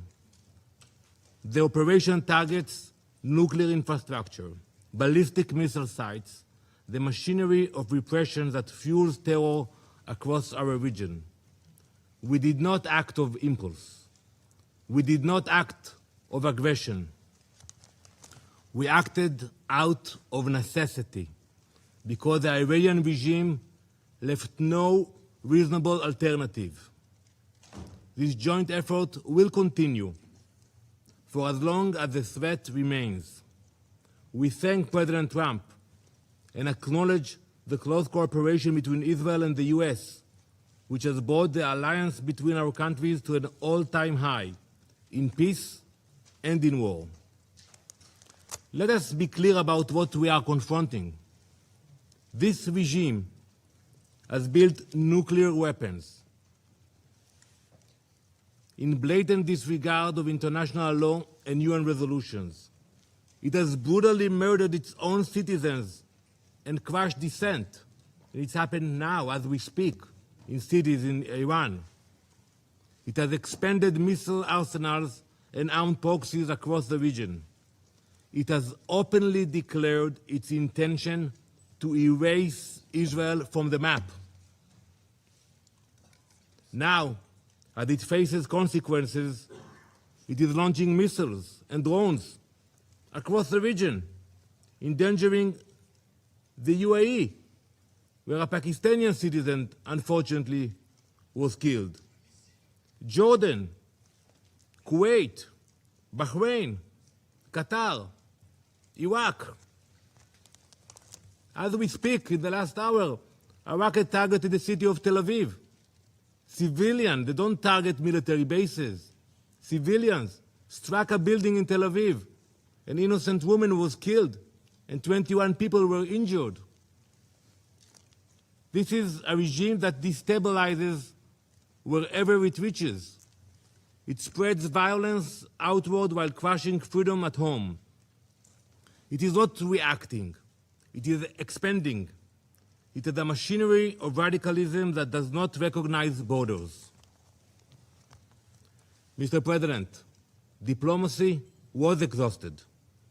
Iran was required to stop enriching uranium, stop heavy water projects, stop developing nuclear-capable missiles, and allow full inspections. Iran did none of it. Instead, it fortified its nuclear facilities so we cannot get to them, accelerated missile production, and continued to fund terror. Since the last operation in the summer, they spent billions on their proxies. The resolutions were clear. The strategy was just as clear. Delay, delay, delay. But we will not be played. And it's simple what they were planning. They were building the means to corner us, to force an irreversible reality with our backs against the wall. That is not a future Israel will accept. No responsible nation should. This operation is guided by clear objectives: eliminate immediate threats, dismantle the nuclear program, destroy its ballistic missile production, neutralize naval threats, break the proxy network that destabilizes the region. The operation was carried out in order to protect the people of Israel within the framework of the ongoing armed conflict between Israel and Iran, in line with the UN Charter and in accordance with international law. Our forces stand ready to stop extremism armed with nuclear weapons. To the soldiers of the IDF, our boys and girls, my son, my daughter, we salute you. You stand like lions defending our people. An entire nation stands behind you. We have heard the condemnation from few member states, from the Secretary General, but we all know that escalation did not begin today. It began when Iran armed proxies and exported terror, expanded missiles and drones, advanced its nuclear program in violation of its commitments, turned on its own people, beating, imprisoning, executing.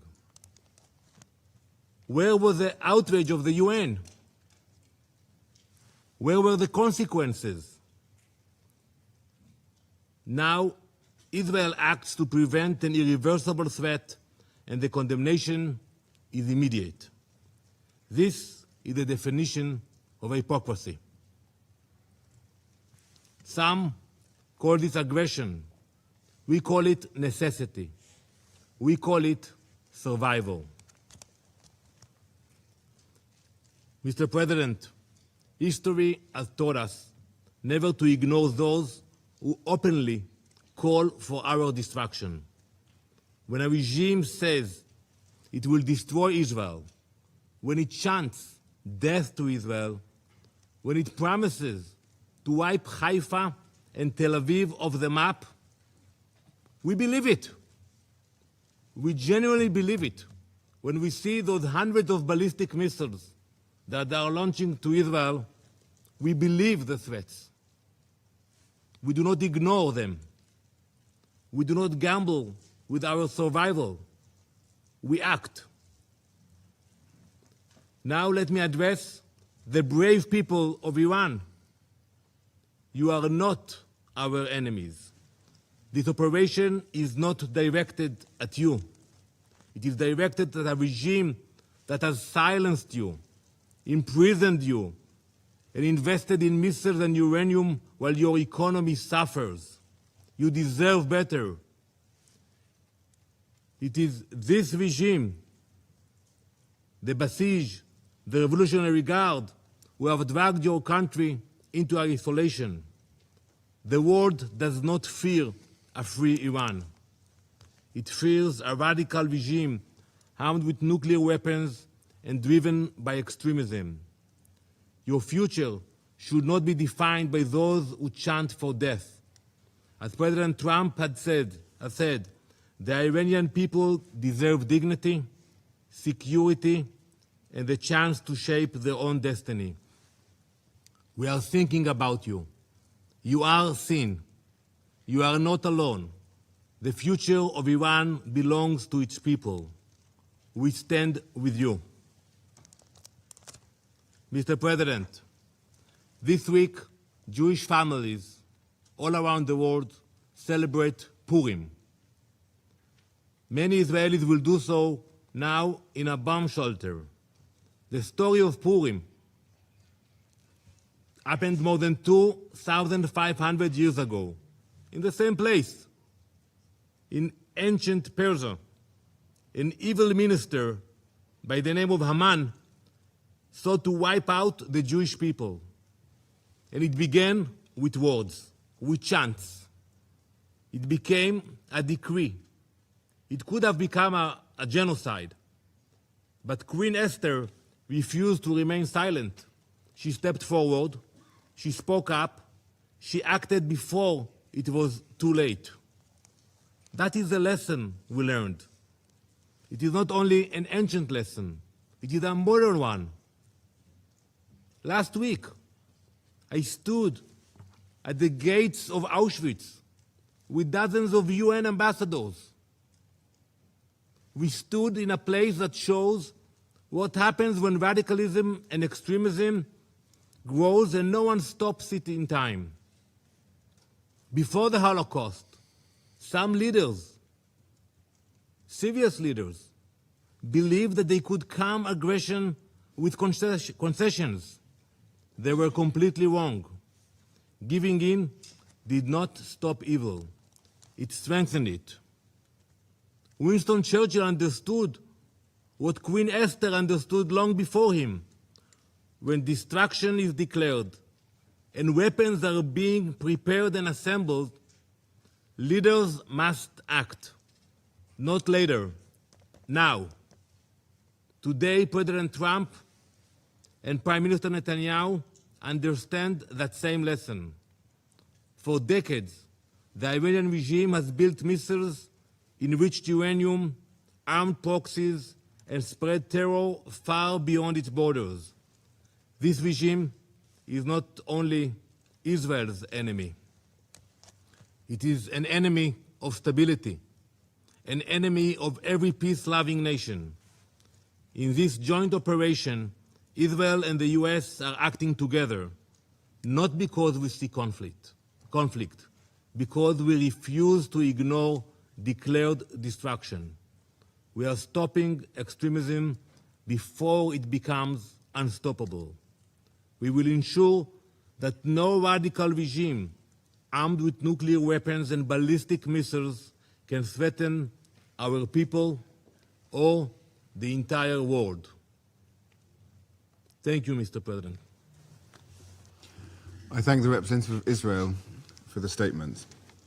I will now give the floor to His Excellency Mr. Majed A. Abdulaziz, Permanent Observer of the League of Arab States to the United Nations. Shukran. Thank you, Mr. President. I thank the Presidency for convening this emergency session today. I also extend my thanks to the Secretary General for his powerful and comprehensive briefing. The Security Council convenes today at a pivotal moment in the history of the United Nations, a moment that unfortunately represents a glaring failure of the multilateral international system, a failure the League of Arab States has long warned against. Regrettably, it is a moment in which the Arab-Israeli conflict has expanded into a full-scale regional war, through which Israel seeks, through this escalation, to evade ending its occupation of Palestinian territories, to prevent the establishment of an independent Palestinian state, and to obstruct Palestine's admission to the UN in implementation of the two-state solution and the core principles of international legitimacy.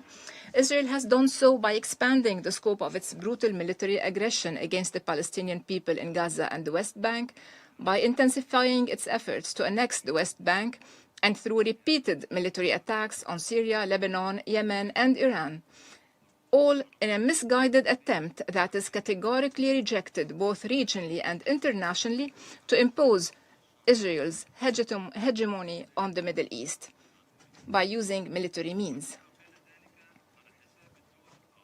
Even if it is at the expense of the member states of the League of Arab States and at the expense of the suffering of their peoples under Israeli policies and attacks aimed at imposing the law of force instead of the force of law.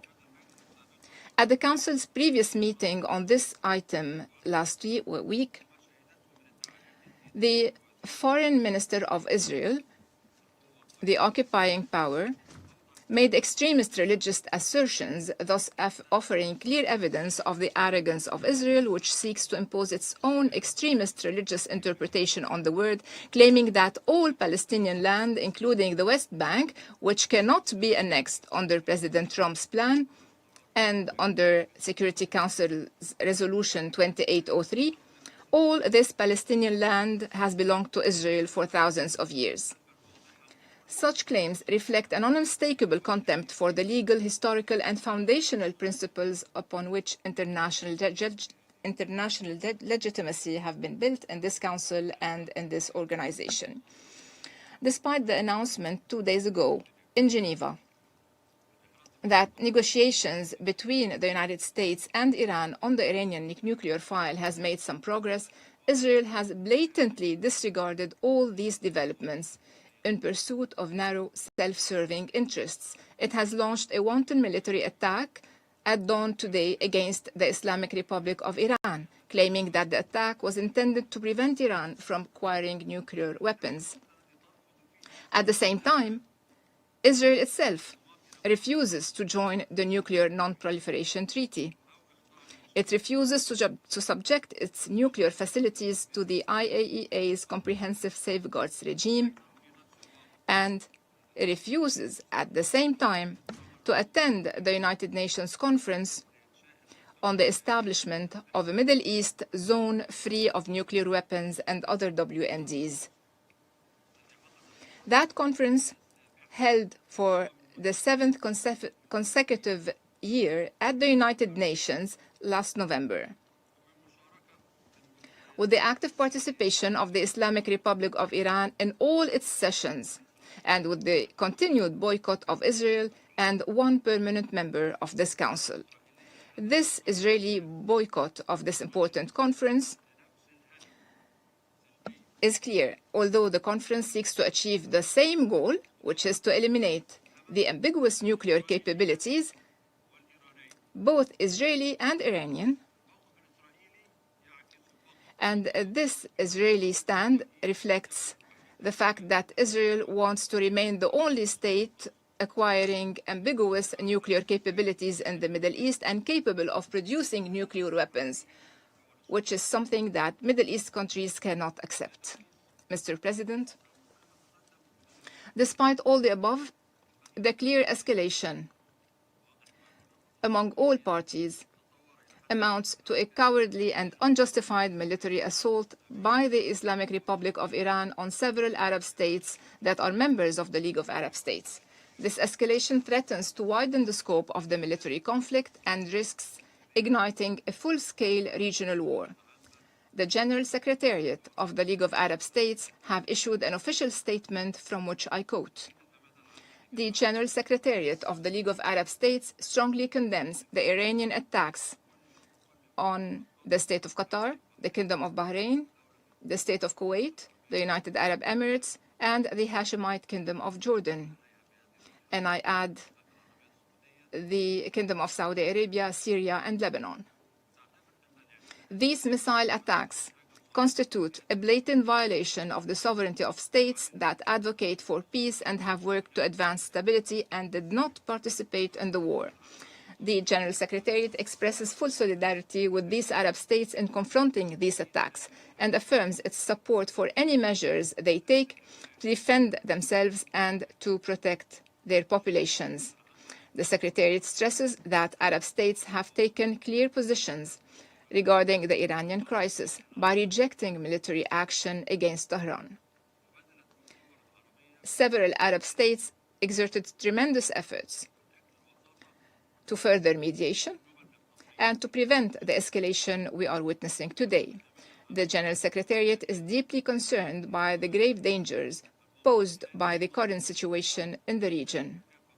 It calls upon all influential parties in the international community to act immediately to de-escalate as quickly as possible, to prevent the expansion of regional instability and violence, and return immediately to dialogue. End of quote.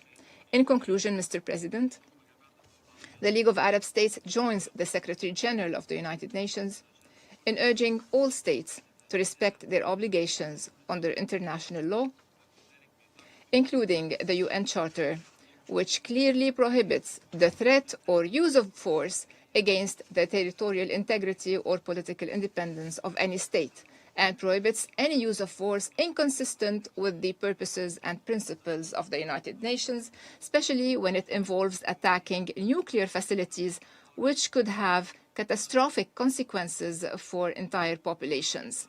The League also joins the United Nations in calling for an immediate cessation of hostilities and de-escalation to prevent a wider regional conflict that would have dire repercussions for regional stability in the Middle East. From this standpoint, the League of Arab States urges the Security Council, particularly with the United States assuming the Council's presidency beginning tomorrow, to lead the collective security regime to immediately halt military operations and to return to negotiations on all tracks, inspired by the positive momentum generated by last week's Board of Peace meeting and by the role of President Trump in advancing global peace, and in full respect for the established mechanisms of the multilateral international system, far from any geopolitical confrontations that will only prevent us from achieving global peace. Thank you, President. I thank His Excellency Mr. Abdulaziz for the statement. The representative of the United States has asked for the floor to make a further statement. Yeah, thank you, Mr. President. I'd wish to exercise my right of reply to the so-called representative of the Iranian regime. The United States strongly rejects this ridiculous and frankly farcical assertion that U.S. actions are inconsistent with international law. For 47 years, the Iranian regime has chanted, quote, "Death to America," at every turn, at every opening of its parliament. It has sought to eradicate the state of Israel. It has waged an unending campaign of bloodshed and mass murder. It is responsible for a series of unprovoked armed attacks targeting the United States and Israel, violations of the UN Charter, and threats to international peace and security across the Middle East. It has even attempted to assassinate the U.S. president, President Trump. It has done so not only directly, but through its proxies, seeking to hide and mask its bad actions while publicly claiming to be a victim. Iran's menacing activities directly endanger the United States, our troops, our bases overseas, our partners, our allies around the world. The United States has made every effort to negotiate a peaceful resolution of this conflict with Iran. But Iran has failed to take that opportunity. So in close coordination with the government of Israel, the United States has taken lawful actions to address these threats in line with Article 51 of the Charter of the United Nations. And Mr. President, I'll just say on a final note, you know who is not complaining tonight? You know who is not citing the vagaries of international law? You know who is celebrating in the streets around the world? The Iranian people. Mr. President, maybe, perhaps just maybe, they will finally be free. I thank you. I thank the representative of the United States for the statement. The representative of Bahrain has also asked for the floor to make a further statement. I give them the floor. Thank you, Mr. President. I apologize for taking the floor once again. I would like to reread a paragraph from the statement of the GCC countries, Jordan and Syria. Accurately, it is as follows, and I quote, "As we have pointed out in the letter addressed to you today, a number of Iranian missile attacks have targeted today the UAE, the Kingdom of Saudi Arabia, the State of Qatar, the State of Kuwait, and my country, the Kingdom of Bahrain, and the Hashemite Kingdom of Jordan, and the Syrian Arab Republic, in a flagrant violation of the sovereignty and territorial integrity of these countries." I thank you.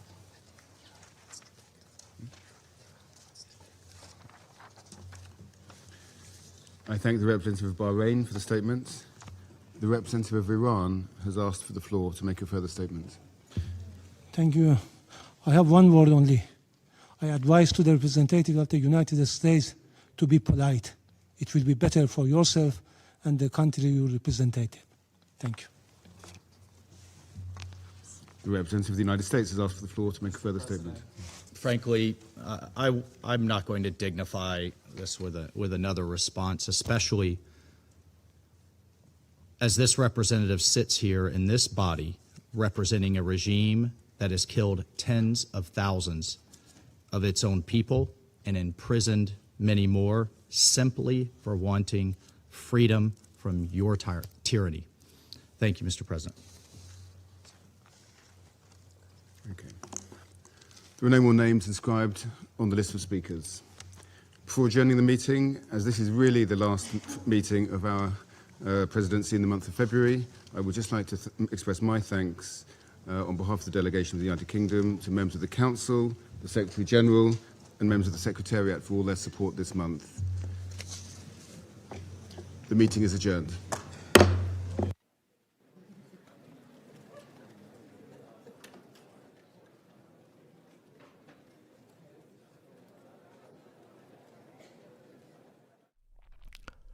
President Trump has announced the death of Iran's supreme leader. His post reads in part, Khamenei, one of the most evil people in history, is dead.